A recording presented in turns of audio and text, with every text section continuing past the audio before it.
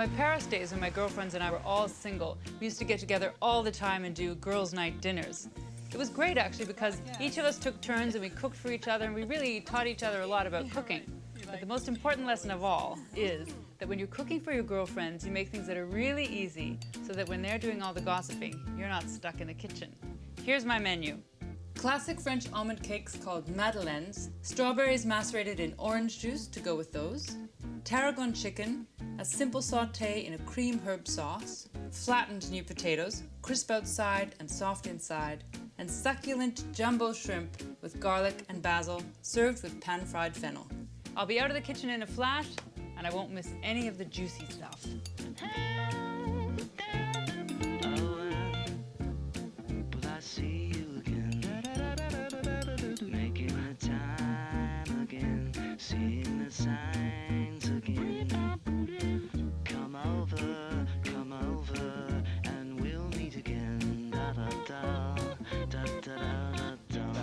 Girls always appreciate a bit of a light dessert.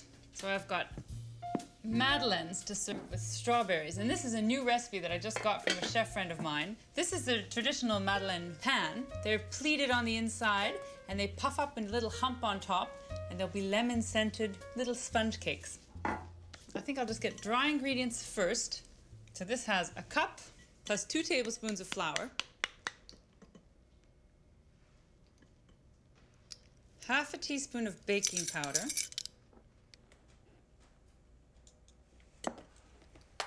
maybe I'll put a pinch of salt, actually, just in case. I love sifting flour. It always makes such a nice pillow in the bowl. Eggs, no separating required. 4 eggs. Madeleines have melted butter, 2/3 of a cup, plus 1 tablespoon. And I'm putting the sugar right into the butter so it dissolves. White sugar, that's half a cup. But I'm also going to add a tablespoon of brown sugar, just to give it a richer caramelized flavor, and a tablespoon of honey. I'm just going to whisk this butter into the eggs. It's not that hot anymore, but still gradually is a safe way to go so you don't end up cooking the eggs. And finally, this mixture goes into the dry ingredients.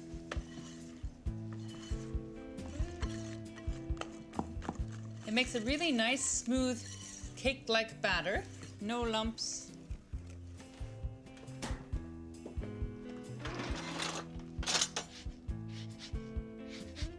The lemon zest is the best part. It's so zingy.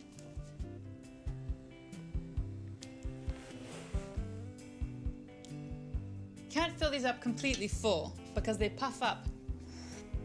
You only want to fill them about 2/3 full. I actually got this recipe from a chef friend of mine who has a restaurant in Burgundy called La Madeleine. And so you always get a Madeleine after dinner at his place. And I like little cakes like this for breakfast too. Don't tell. When these bake, they're scalloped on one side, but it's very funny how they rise. They're like a little camel on the back. But I've been told by a chef that that hump is a sign of a good Madeleine. And then they need about 15 minutes. You want them nicely puffed up and golden brown.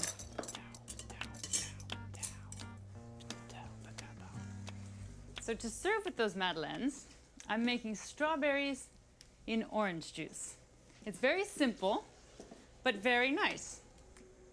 Another nice recipe I know is strawberries in red wine. Say if you have 2 pints, you mash one of them, added some red wine so that they macerate a little in that. And then the next day you stir in cut strawberries. So you have the mashed ones and the fresh ones together. Very good. Desserts like this are really simple, but they're so nice and they show that you've cared. And I think that's the most important thing. You don't have to go making a wedding cake every time there's a little fiesta.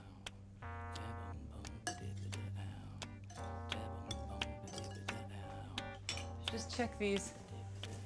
Look, they're done already. You gotta keep your eye on these. Nice lemony scent.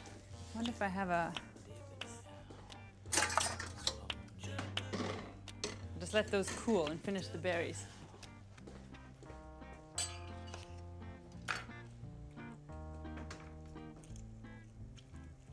instead of red wine or instead of orange liqueur, just orange juice, which you usually have in the house. It's like a little dressing on salad almost.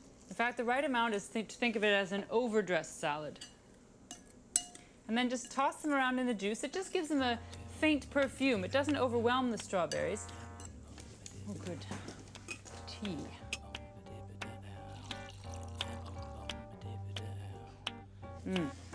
Perfect. And perfect to have with a Madeleine. Just test them out. There's lots for us later. Super spongy. It gets nice and candied a bit on the edges. And the lemon flavor is great. So that's it for dessert. Now I can get to my main course, which is Tarragon Chicken. A really simple sauté.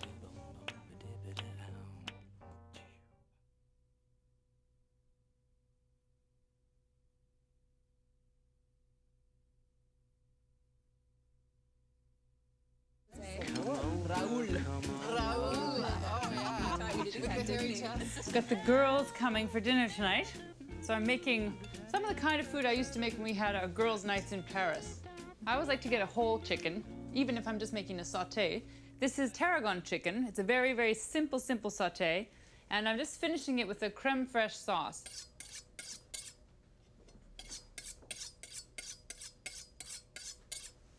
Cut through the skin around the legs so you can see what you're doing. It's just ever so slightly gruesome. But this is how food gets to be food, so you have to learn how to do these things. And it makes you feel like a real pro, too.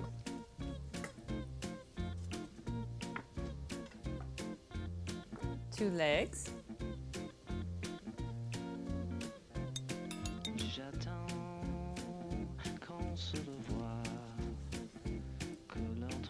That's called a suprême in French.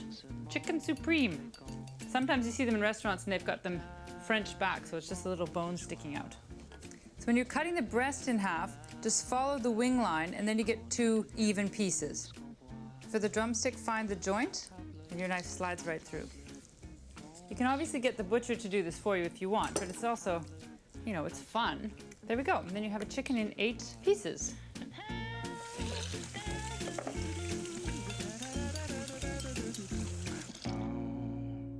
Then season all the pieces of chicken.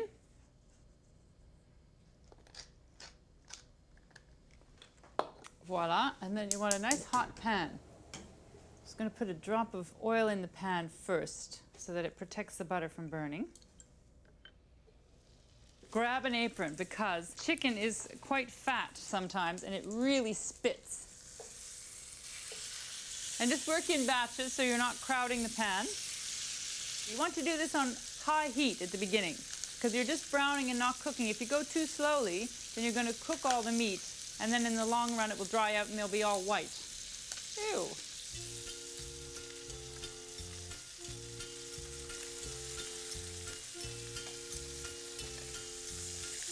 And don't rip up the meat if it's not moving. Just wait till it wants to give itself over to you.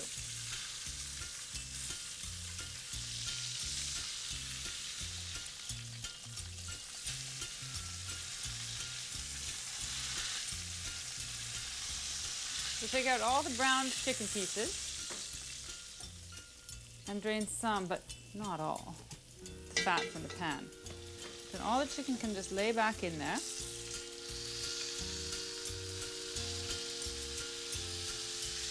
And you get a little stock,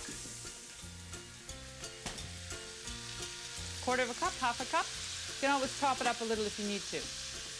And then just turn it down to low heat, grab a lid, and then just let it finish cooking in about, I don't know, 20 minutes, half an hour. You can make the sauce.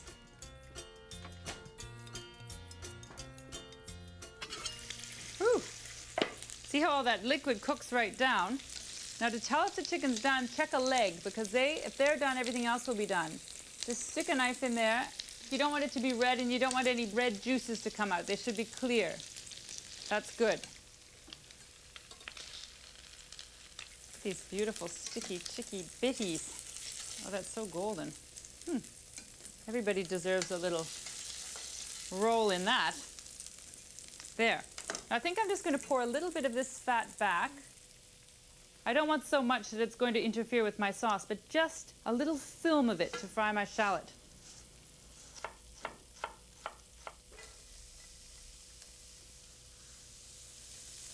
They just need to soften. This is a very modern sauté because the creme fraiche is what does it, because it's really a sauce in itself. So when you just start things off and finish it with creme fraiche, you're done. You don't need to add any thickening agents, nothing. So about half a cup or 3/4 of a cup of wine, and as you pour it in, then you can scrape up all those sticky bits from the bottom and get them swirling back in through the sauce. So now just boil this wine down. It's giving acidity to the dish, but if you have way too much of it, it's going to make the sauce runny, for one thing, and too sharp. I don't know if girls' nights are really a French thing. They seem more like an English girl thing. We used to call ourselves the committee. We have annual meetings in Paris.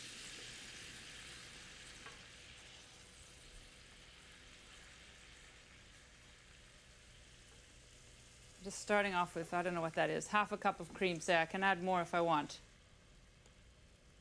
That looks good. Just set the chicken back in, gently. Looks great. Good girl food. Good aphrodisiac food too, I think. That you can serve right away, or you can just reheat gently. It's a lovely tangy sauce from that cream, and wonderfully rich because it has all the bits from browning the chicken. I'm not going to add the tarragon because I don't want it to turn olive green and get all wilted on me. I'm just going to add it at the very last minute. I think to go with this, I'll just make some squished baby potatoes and then some fennel to go with my first course.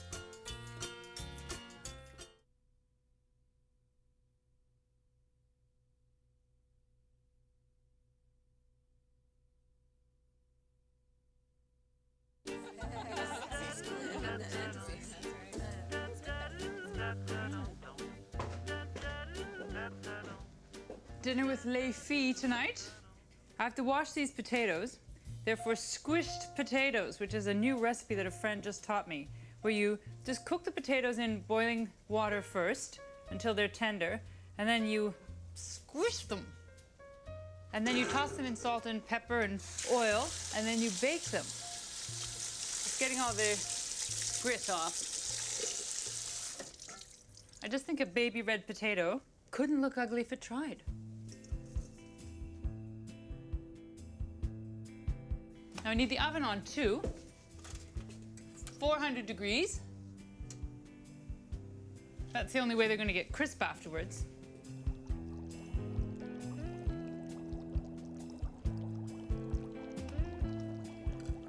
Tender.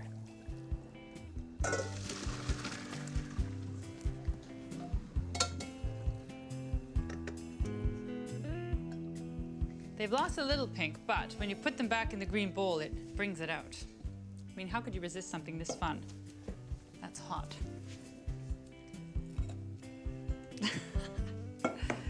Oh boy.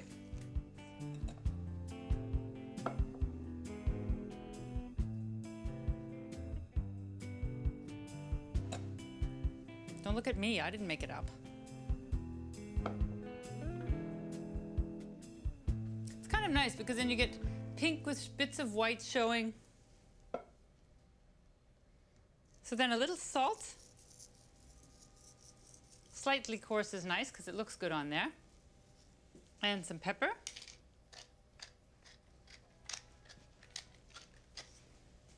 And a little drizzle of olive oil, just because I want to make sure they get extra crisp. Okay, guys, do your thing.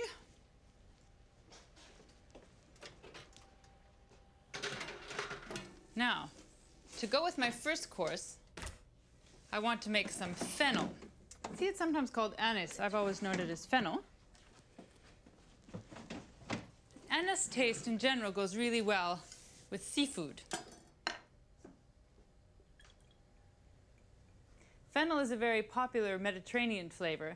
It's the basis of pastis, which is that drink that I think of it as an old man drink. All the men in the south who are playing boule, you know, in the parks on the dirt, they always have little pastis. You have to lose the fingers. His, not yours. Sometimes they're just a little tougher on the outside. It's a tougher outer leaf. So I just take off the thinnest layer with a peeler or a knife like this. Not the whole outer layer, right? Just a little bit. So I'm cutting thin slices, just a few millimeters thick each slice. I love grilled fennel.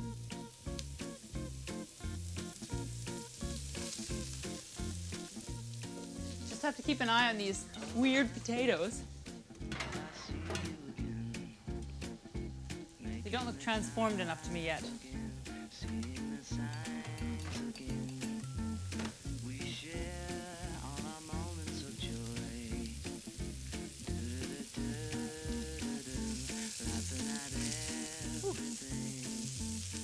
Hot.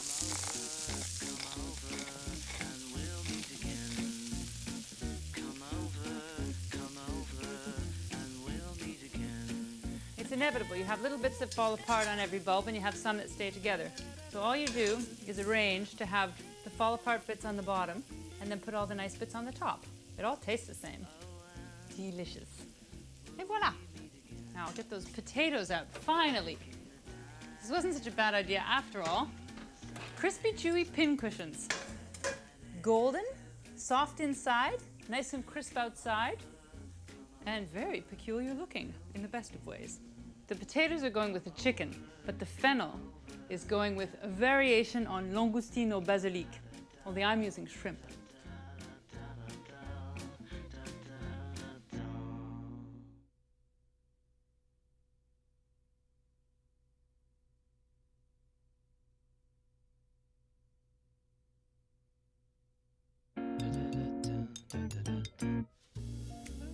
The girls will be here any minute, and I just have one last thing to get ready.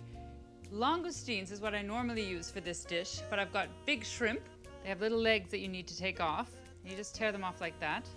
Langoustines have a harder carapace, red when they're cooked. They're almost like a mini lobster.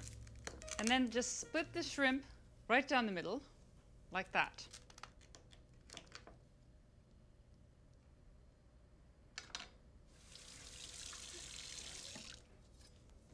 Now garlic, you can add as much as you like. I'm going to add 3 garlic cloves. If they're small, if they were huge, I'd add 2. And lastly, basil leaves, and plenty of them. 2 big handfuls for this amount of shrimp.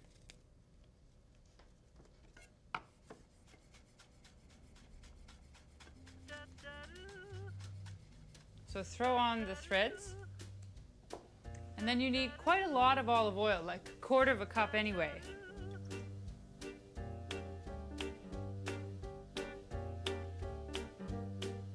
And then dive in. Just get them all coated, each piece with some garlic and basil and lots of oil. Slide around in the oil, get some garlicky flavor, and then I'll spread them on a baking sheet, a little salt and pepper, and whoop, in the oven, just 5 minutes. Now these just need to go in the fridge for half an hour, or 15 minutes, whatever you have, just enough time to get some flavor and enough time to let you change.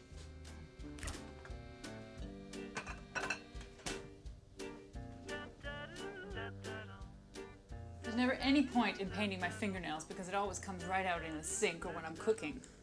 But toes are another matter. I almost pay more attention to what I'm doing when it's the girls coming over because they're so scrutinizing. Men hardly even notice half the time. Although this might get a little attention.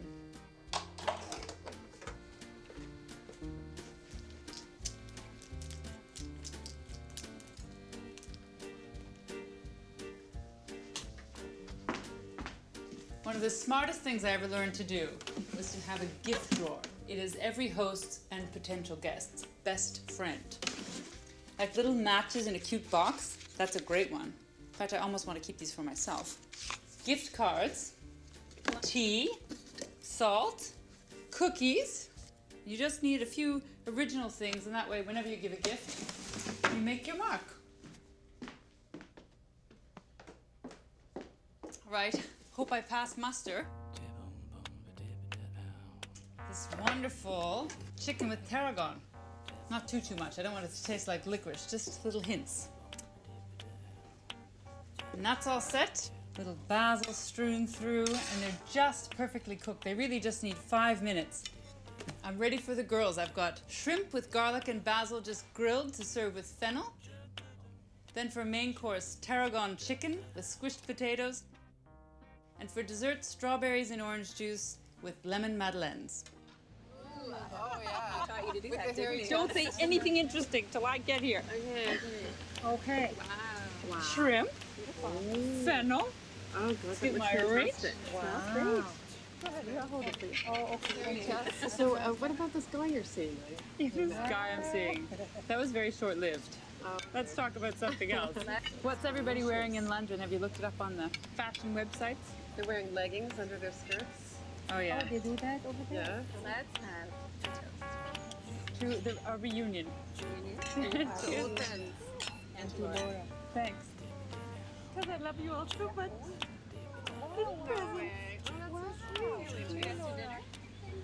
I know. Am I the best friend you ever had or what? You are. Pretty great.